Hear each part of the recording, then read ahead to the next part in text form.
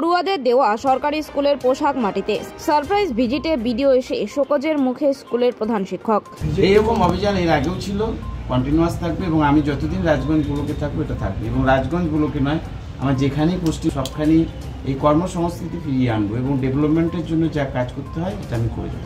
জলপাইগুড়ি জেলার রাজগঞ্জ ব্লক জুড়ে মাঝে মধ্যেই সারপ্রাইজ ভিজিটে বের হন রাজগঞ্জ বিডিও প্রশান্ত বর্মন। কালিম্পং জেলায় বদলি হয়ে যাওয়ার নির্দেশ থাকলে পরে সেই নির্দেশ স্থগিত করে রাজ্য সরকার। বর্তমানে আপাতত রাজগঞ্জ বিডিওর চেয়ারে তিনি বসে আছেন।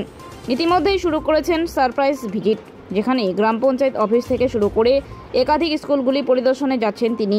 আর এই সারপ্রাইজ ভিজিটে অনিয়ম দেখে ক্ষুব্ধ বিডিও। জটিয়াকালীর এক স্কুলে পড়ুয়াদের পোশাক মাটিতে পড়ে থাকতে দেখে ক্ষুব্ধ হন বিডিও।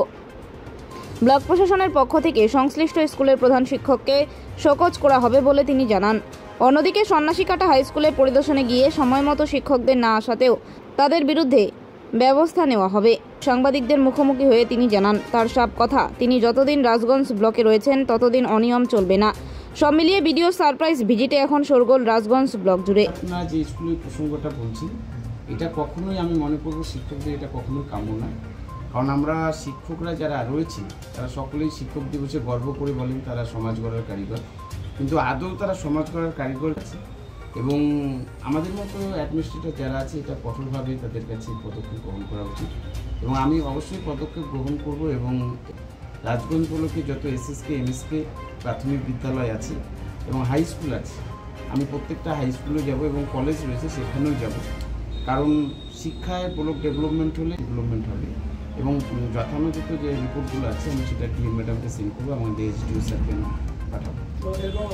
এইরকম অভিযান এর আগেও ছিল, কন্টিনিউয়াস থাকবে এবং আমি যতদিন রাজগঞ্জ ব্লকে থাকবো এটা থাকবে এবং রাজগঞ্জ ব্লকে নয়, আমার যেখানে এই কর্মসংস্কৃতি ফিরিয়ে আনবো এবং ডেভেলপমেন্টের জন্য যা কাজ করতে হয় এটা আমি করে দেবো। আপনি জানেন যে আমি আজকে সকাল থেকে গ্রাম পঞ্চায়েত যেরকম অফিসগুলো ভিজিট করছি, এটা আমাদের রুটিন ভিজিট বলা চলে এবং স্কুল যে শিক্ষা প্রতিষ্ঠানগুলো আছে প্রাইমারি থেকে শুরু করে সেরকম আমি আজকে সন্ন্যাসীকাটা হাই স্কুলে গিয়েছিলাম এবং সন্ন্যাসীকাটা গ্রাম পঞ্চায়েতে গিয়েছিলাম এবং জটিয়াখালী জুনিয়র হাই স্কুলে আসলাম।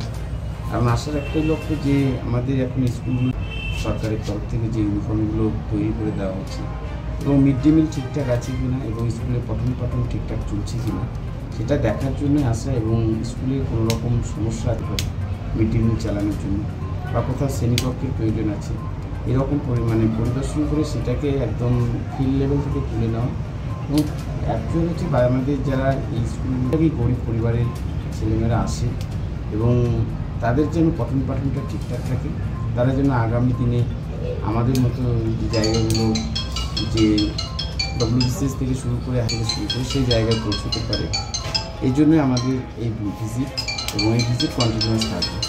আজকে কী দেখবেন এই স্কুলে? আমি এই স্কুল যে টিচাররা সঠিক সময়ে উপস্থিত হয়েছেন, কিন্তু খুবই একটা দুঃখের বিষয় যে সরকারের তরফ থেকে যে ইউনিফর্মগুলো দেওয়া হচ্ছে সেগুলো মাটিতে গড়াগড়ি খাচ্ছে। এটা কখনোই ভালো চোখে নিইনি। দায়িত্বপ্রাপ্ত টিচার আছেন, তাকে আমরা লেটার মাধ্যম দিয়ে আমরা সেই এসআই থেকে শুরু করি এবং আমি ভিডিও লেভেল থেকে আমরা লেটার দিয়ে আমরা জানতে চাবো কেন ইউনিফর্মগুলো এভাবে মাটিতে, কেন এখনও ডিস্ট্রিবিউশন শেষ হয়নি। সন্ন্যাসীকাটা স্কুলেও গিয়েছিলাম? হ্যাঁ, সন্ন্যাসীকাটা হাই স্কুলেও আমি গিয়েছিলাম এবং 10:30টায় আমি ঢুকেছিলাম ফেয়ার লাইন হওয়ার আগে, কিন্তু যে সেখানে যে টিচার স্ট্রেংথ রয়েছে সেটা অনেকেই অ্যাবসেন্ট ছিলেন এবং আমরা অনেককেই কনসিডার করেছি আজকে এবং আমি যখন ওই স্কুল থেকে বেরিয়ে আসি তার জন্য প্রয়োজনীয় ব্যবস্থা গ্রহণ করা হবে এবং যে এডুকেশনের ডিআই স্যার রয়েছেন তাকে আমি ইনফর্ম করব এবং হাই লেভেলে আমি এটা জানাবো। ডিএম ম্যাডামকেও জানানো হবে, শোকজ তো অবশ্যই হবে। যা একই রকম অভিযোগ এই স্কুলে রয়েছে, গত কয়েকদিন আগে আমরা দেখতে পেয়েছিলাম যে 12টা বেজে গেল বেশ ইংরেজিতে 2, তাই তো? বাংলায় কি বলবে?